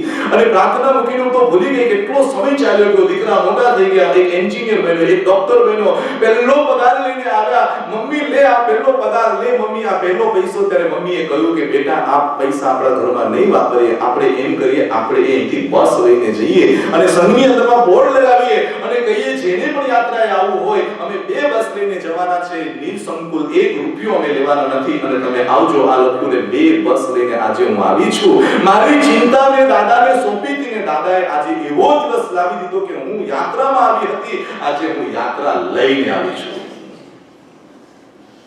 સમજાય છે? આ જૈન શાસન છે. આ મારા દાદા છે. એને કહી દો તમારી બધી વાત, બધું તમારું ક્લીન કરી નાખશે, ચોખ્ખું કરી નાખશે. મન સોંપી દો. દાદા, મારે તમને મૌન સોંપી દેવું છે, દુઃખ હોય કે સુખ હોય. મને હવે મારી કોઈ ફિકર જ નથી. હું તો બસ તારો સેવક બની ગયો, તારો ભક્ત બની ગયો. મને બીજું કાંઈ ન જોઈએ, બસ પ્રભુ તું જ જોઈએ. જે ગૌતમ સ્વામી કહેતા હતા, પ્રભુ મહાવીર, તમે મને મળ્યા પછી મને મોક્ષ પણ યાદ નથી આવતો. મને તો બસ તમારા બાદ મોક્ષ દેખાય. હનુમાનજી કહે કે મને રામ સિવાય જગતમાં કાંઈ ન દેખાય, બસ તમે, તમે ને તમે. અને મીરા કહે કે કૃષ્ણ સિવાય મને કાંઈ ન દેખાય, તમે, તમે ને તમે. બસ આપણા દરેક શ્રાવક અને સાધુમાં એમ હોય કે બસ વિતરાગ તારા સિવાય મને કાંઈ ન દેખાય, તું, તું ને તું જ. આવું મન મળ્યું છે આપણને. આવો યોગ મળ્યો છે. તમને જૈન ધર્મશાસ્ત્રની જે બુક આપી ને મેં, એ બુક વાલ્કેશ્વરની અંદરમાં નવજીવનમાં એક ભાઈના ત્યાં ગઈ. પણ એ ભાઈ બે આંખે અંધ છે, નામ એમનું હસમુખભાઈ. એની દીકરીએ કહ્યું કે આ 600 પાનાનો ગ્રંથ છે, તો કે બેટા એક કામ કરને થોડું રોજ તું મને સંભળાવ. એની દીકરી એને સંભળાવે અને એ ભાઈ સાંભળે. જૈન છે, આંખ નથી મળી ભગવાને, એને આંખ નથી મળી એટલે કાનથી બધું સાંભળ્યા કરે. આખો ગ્રંથ પૂરો થયો, મને એને ફોન કર્યો કે સાહેબ આ 60 વર્ષની ઉંમરમાં જૈન ધર્મ હું કાંઈ ન સમજી શક્યો, પણ તમારા ગ્રંથે મને બધું સમજાવી દીધું, મારે આપને મળવું છે. એ રહે છે નવજીવનમાં, હું રહું છું બોરીવલી. આટલું ડિસ્ટન્સમાં એને લાવવા બહુ તકલીફ મને લાગી, પણ એ કે ના હું આપને મળવા આવીશ, તમે નહીં. મેં કહ્યું ના હું આવીશ, આપને આંખનો પ્રોબ્લેમ છે ને તમે અહીંયા સુધી આવો એના કરતાં હું આવીશ. હું કૃષ્ણને મળવા ગયો. હું મળ્યો ક્યાં આગળ? એના ઘરે નહીં, એક બસ સ્ટોપ ઉપર અમે બંને જણા મળ્યા અને વાતો કરી કે સાહેબ મારે તમને નમન કરવા હતા, એટલા માટે મેં તમને બોલાવ્યા કે આટલો સરસ ગ્રંથ તમે અમને ભેટમાં આપ્યો છે, પણ મારી એક ઈચ્છા છે કે અમે 60 જૈન છીએ કે જેને આંખે દેખાતું નથી. 60 જૈન છીએ ગુજરાતની અંદરમાં કે અમને દેખાતું નથી, એવા 60 વ્યક્તિઓ માટે આ ગ્રંથને મારે અમારી લિપિમાં લખવો છે. મેં તો અનુજ્ઞા આપી. મેં કીધું ઓકે, આપણે તો પ્રચાર જ કરવો છે, ભલે તમે લખો, પણ કે સાહેબ પ્રોબ્લેમ એ છે કે તમારા 600 પેજ છે, એનો જો હું આખો ગ્રંથ બનાવવા જાઉં તો અમારું પેજ મોટું હોય અને અમારે 7 થી 8 ભાગ થાય. 7 થી 100 પાનાના 200 પાનાના તો 7 થી 8 ભાગ થાય. ત્યારે મને થયું કે મેં આ તો ગડબડ થઈ જશે, શું કહું. મેં કહ્યું એક કામ કરીએ, એનો સારાંશ કાઢીને તમને આપું. આ ગ્રંથમાંથી મુખ્ય વાતો રજૂ કરું તો પણ એના 7 ભાગ એ ભાઈ બનાવ્યા. કેટલા ભાગ? 7 ભાગ બનાવ્યા અને એની કિંમત પણ બહુ જ હતી. એટલે મને કહેવાનું શું કરશો ને તમે એની ફિકર નહીં કરો, હું દુબઈ પ્રદર્શન કરવા જાઉં છું અને તમારા 60 સેટની વ્યવસ્થા હું કરીને આવી. સાહેબ 1100 રૂપિયાનો એક સેટ તમે ખાલી મૂકી વાત, એક જ સેકન્ડની અંદરમાં 1100 વાળા એટલા બધા મળી ગયા. 60 સેટ અમે બનાવ્યા, બધાને આપ્યા અને આજે બધાના ત્યાં એ મારો જૈન ગ્રંથ છે ત્યાં આગળ. હા, તો કોઈ વ્યક્તિના વિચારોની અંદર આવો પ્રગટ થતો હોય છે અને એનું સર્જન પણ કેવું થઈ જતું હોય છે. મારે તમને એ કહેવું છે, ઘણા બધા માર્ગ છે આરાધના કરવાના, ઘણા બધા માર્ગ છે મનને ચિપકાવી દેવાના. કેટલાક લોકો સેવામાં મન લગાડી દીધું હોય, પછી બસ બીજું કાંઈ જોવે નહીં, બસ મારે સેવા કરવાની. કોઈ તપની અંદરમાં મન લગાવી એટલે બસ મારે તપ કરવાનું, મારે કાંઈ જ નથી કરી શકતો, નથી તપ કરી શકતો, નથી દાન કરી શકતો, નથી કાંઈ કરી શકતો, તો એનું મન ભગવાનની ભક્તિમાં એવું લાગી જાય કે બસ એને બીજું કાંઈ ન દેખાય. એટલે જ ઉત્તરાધીન સૂત્રમાં કહ્યું છે કે મન સાહસ્યો ભીમો. આ મન છે ને એક અશ્વ જેવું છે, એક ઘોડા જેવું છે, પણ જો એને સંયમની અને તપની કે જ્ઞાનની લગામ લગાવી દેવામાં આવે તો એ ઘોડો તમને સહી સલામત સાચી દિશામાં ક્યાં પહોંચાડી દે છે. એટલે મારે તમને કહેવું છે કે શરીર માંદું પડે તો ફિકર નહીં કરતા, પણ મનને માંદું પડવા દેતા નહીં. મનને કેવું રાખવાનું? તંદુરસ્ત, મનને મજબૂત. કંઈ પણ થાય, બોલો ચાલશે હવે આજથી મન તમારું મજબૂત? હા કે નહીં? મજબૂત. હા હા મજબૂત. મજબૂત ને ક્યાંય કરતા ગભરાવાની જરૂર નહીં. હાય હવે શું થશે રે, કાંઈ નહીં થાય, ચિંતા નહીં કર, બધું પોઝિટિવ, બધું સારું થશે. મન સારું તો બધું જ સારું. હા, મન ચંચલ છે એવી વાતો પણ નહીં કરો. તમે એને રસ સારો આપી દો, મન સ્થિર થઈ જશે, મન એકાગ્ર બની જશે. કારણ કે મેં એવા મુનિઓના જીવન વાંચ્યા છે કે જેને માથે અંગારા મુકાયા છતાંય જેના મન ડગ્યા ન હતા. મેં એવા ચરિત્ર વાંચ્યા છે, જીવતા ચામડી ઉતારી છતાંય પણ મન ડગ્યા ન હતા. અને એટલે જ કોકે કહ્યું છે કે सूरज शाम को ढल जाता है, हर पतझड़ वसंत में बदल जाती है. सूरज शाम को ढल जाता है, हर पतझड़ वसंत में बदल जाती है. मेरे मन मुसीबतों में हिम्मत न हार, समय कैसा भी हो गुजर जाता है. સમય કેવો પણ હશે, ચાલ્યો જશે. સુખ નથી રહ્યું તો દુઃખ ક્યાંથી રહેશે? સાતા નથી રહી તો અસાતા ક્યાંથી રહેશે?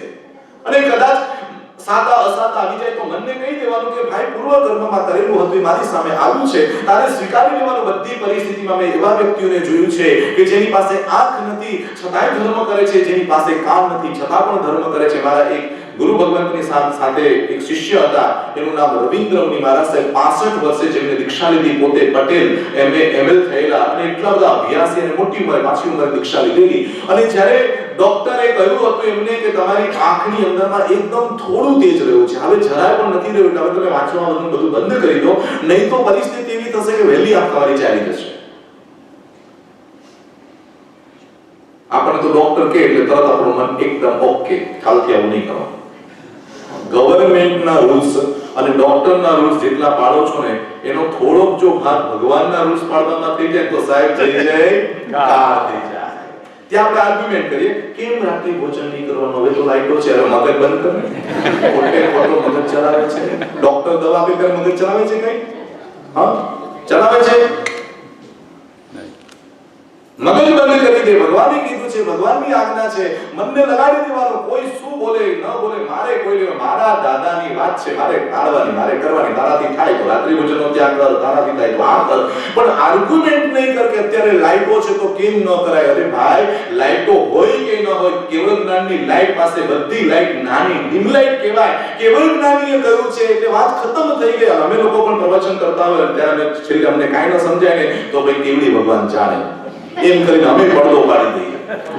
અમે પડદો પાડી દઈએ, અમે અમારું મગજ ન ચલાવીએ. અને કેટલાક લોકો અમને પ્રશ્ન કરતા હોય એટલે અમને એવું નહીં કે એના પ્રશ્નનો જવાબ આપવો જોઈએ, ન આપ્યો તો કેવું લાગશે, તો એનું હું કહું કે ભાઈ આ પ્રશ્નની વાત મને જરા ખબર નથી પડતી, હું શોધીને તમને કહીશ, પણ મારી પ્રશંસા માટે ને ગમે તે જવાબ આપી દઉં તો પણ ભગવાન કહે છે અનંત સંસાર તારો વધી જાય.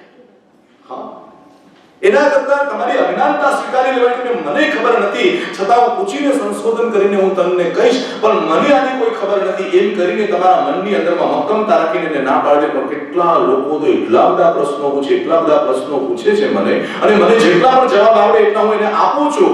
ન આવડે તો પછી એને કહું કે આનું સંશોધન કરશો ને કાં તો મને આવું લાગે છે. એક ભાઈ મને હમણાં ગઈકાલે સાહેબ દેવ દ્રવ્યના પૈસા સાધારણમાં વપરાય કે ન વપરાય, મેં કીધું હમણાં મને કાંઈ જ ખબર નથી, મને એટલી ખબર છે કે જેવી વ્યવસ્થા શાસ્ત્રોમાં થયું હોય અથવા પરંપરામાં જે થયું હોય કરવી જોઈએ. અને આનો વિશેષ જો તારે ખુલાસો કરવો હોય તો ઇન્ડિયાની ટિકિટ લે, મોટા આચાર્ય પાસે પરાઠી વાળીને નમ્રતાથી પૂછીને આવતો રહેજે, લાખ રૂપિયા થશે. અને કેટલાક લોકોને તો એવી આદત હોય દર વખતે એનો એ જ પ્રશ્ન જેટલા આવે ને એટલા પૂછ્યા. એ ભાઈ મને આવો જવાબ આવ્યો તો આ ભાઈ શું જવાબ આપે છે? સમજાય છે મારી વાત? કસોટી માટે નહીં પણ જિજ્ઞાસા માટે પૂછાય. મૂળ વાત મારી એ છે કે મનને તમે ક્યાંક લગાડી દો, મનને ક્યાંક ચિપકાવી દો, કોઈ પ્રોબ્લેમ નથી જિંદગીમાં. અને આવ્યા કરે હોય અને હશે ને પ્રોબ્લેમને પકડી રાખશો ને તો પહેલાના જમાનામાં પેલી કેસેટ હતી ને એ એકને એક વાગ્યા કરે, અટકી જાય તો એકને એક વાગ્યા કરે, અટકી જાય તો એકને એક વાગ્યા કરે. અને જો મન ક્યાંક અટકી ગયું તો એકનો એક વિચાર્યા કરે, આમ છે તેમ છે, હવે શું. અરે ભાઈ, કેસેટને થોડી ફેરવ અને આગળ વધ. એકનું એક શું બોલ્યા કરે છે, એકની એક ફરિયાદ શું કરે છે, કાંઈ કરવાની જરૂર નથી. તારા મનને ક્યાંક વાળી દે, તારા મનને ક્યાંક સમજાવી દે, અને મન સમજી ગયું તો સાહેબ બેડો પાર. શું થઈ ગયું? બેડો પાર. ગૌતમ સ્વામી ને કેસી સ્વામીના સંવાદમાં પણ આ જ વાત હતી કે તમે તમારા મનને કેવી રીતે વશ કર્યું છે. ત્યારે એના જવાબની અંદરમાં કહે છે ધમ્મમ શિખાએ, ધર્મની શિક્ષા દ્વારા મારા મનની લગામને મેં મજબૂત રાખી છે. મારા ધર્મની શિક્ષા, સૂત્રની શિક્ષા, જ્ઞાનની શિક્ષા દ્વારા મેં મનને વશ કરેલું છે. એટલે ક્યાંય કરતા ક્યાંય મારું મન વિચલિત થતું નથી. આવું સરસ મજાનું વર્ણન જૈન શાસનમાં મન વિશે છે. મન વિશે જેટલું બોલીએ એટલું ઓછું છે. મનની ઓળખ નામનું પુસ્તક, મારા 10 પુસ્તકો છે, એમાં એક પુસ્તકનું નામ છે મનની ઓળખ. એના 64 પેજ મેં મન વિશે લખ્યા છે. એક જ બેઠકે લખ્યા છે. સવારે નવકાશી ટાઈમે બેઠો અને 3:30 વાગે મેં 64 પેજ પૂરા કર્યા છે.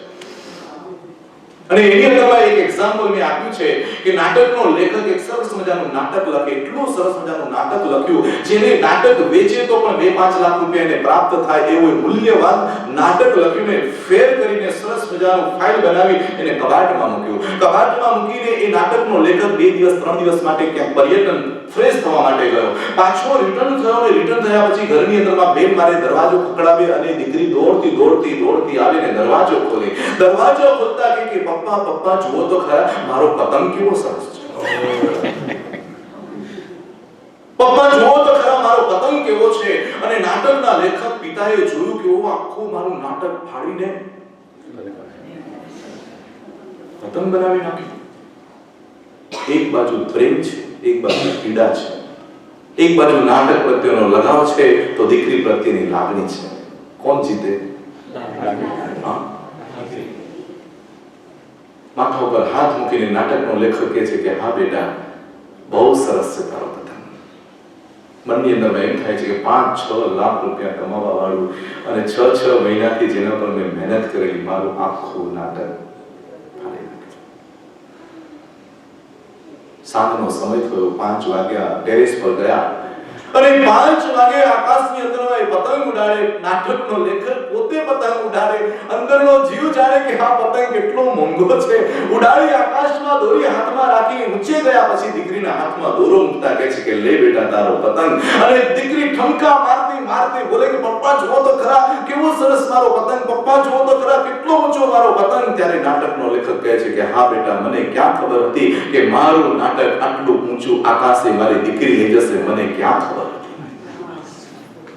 મારું નાટક આટલું ઊંચું આકાશે જશે અને એ લઈ જનારી મારી દીકરી હશે, એ મને ક્યાંથી ખબર. હું સમજતો હતો કે મારું નાટક આમ જશે, પણ તે તો બેટા મારું નાટક આકાશે પહોંચાડી દીધું. દુઃખના પ્રસંગને પણ સુખમાં ફેરવી શકાય છે જો મન તમારું ચિંતનાત્મક હોય છે. વીટી હાથમાંથી પડે એવા જ્ઞાન થઈ શકે છે.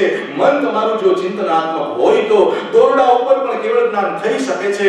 મન તમારું જો ચિંતનાત્મક હોય તો જમતા જમતા કેવળ જ્ઞાન થઈ શકે છે. જો તમે ગુરુ મુનિ બની જાઓ તો. અને હાથીની અંબાડી ઉપર પણ કેવળ જ્ઞાન થઈ શકે. વીરા મારા ક્યાં ગયો મારો ઋષભ, ક્યાં ગયો મારો ઋષભ. જો બોલતા આવડી જાય, ચિંતન કરતા આવડી જાય તો મન એ મોક્ષનું કારણ છે અને મન એ નરકનું કારણ છે.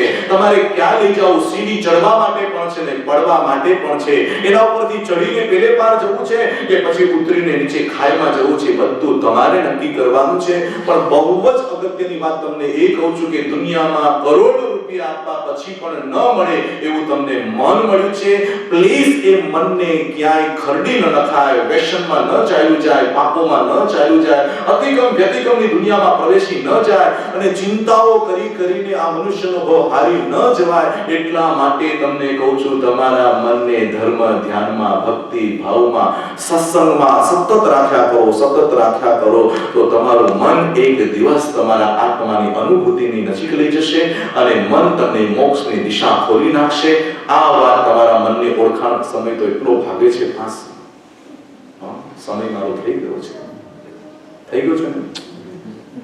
મને ખબર છે તમારે જવું નથી, પણ આપણો સમય મર્યાદાને ધ્યાનમાં રાખીને આ વિષય એવો સરસ છે, મારો મનગમતો વિષય છે. કારણ કે મન ઉપર બોલવાનું થાય તો કેટલા કલાકો હું બોલી શકું, કેટલી બધું મટીરીયલ મારી પાસે છે. કારણ કે રોજ મારી 1 કલાક વાંચવાની આદત છે ને 365 દિવસ તમે 1 કલાક વાંચો, સમજો કે કમસે કમ 15 પેજ રોજના વાંચો છો, કમસે કમ. તો 365 દિવસમાં કેટલા થયા? ગણતરી આવે છે? 5000 સમથિંગ, બરાબર. 1 વર્ષમાં 5000 પેજ તમે વાંચ્યા. 1 વર્ષનું તમે કેલ્ક્યુલેશન કરો, 5000 તો તમે 2 વર્ષનું, 3 વર્ષનું, તમે 25 વર્ષથી વાંચો છો. એનું કેલ્ક્યુલેશન કરો તો મને લાગે છે કે આખી લાઇબ્રેરી પૂરી થઈ જાય. એટલે કહું છું કે ટીપે ટીપે સરોવર ભરાય, વાંચતા જ્ઞાની થવાય, ચાલતા યાત્રાળુ થવાય, બોલતા વક્તા થવાય, સાંભળતા શ્રોતા થવાય, કરતા મોક્ષમાં જવાય. બરાબર છે? આવું સરસ મજાનું આપણને મળ્યું છે, એને આપણે જોતા નથી. જે નથી મળ્યું એને જ જોયા કરે છે. ને મનનો જે વિચિત્ર સ્વભાવ છે, એને જે મળ્યું છે એ જોતો નથી અને જે નથી મળ્યું એને જ જોયા કરે છે. માટે એને જે મળ્યું છે એનું મૂલ્યાંકન કરી શકતો નથી. આ મનના વિવેચનની અંદરમાં તમારા આત્માને જે પણ સ્પર્શ્યું હોય એને જીવનમાં સ્વીકારજો અને જીવનને એમાં અપનાવજો. મારાથી આખા મનના વિવેચનમાં કંઈ પણ બોલાયું હોય, મન દુઃખ કંઈ થયું હોય અને કંઈક શાસ્ત્ર વિરુદ્ધ અથવા પરમાત્માની આજ્ઞા વિરુદ્ધ કંઈ બોલાયું હોય તો અરિહંત પરમાત્માની સાક્ષીએ મિચ્છામિ.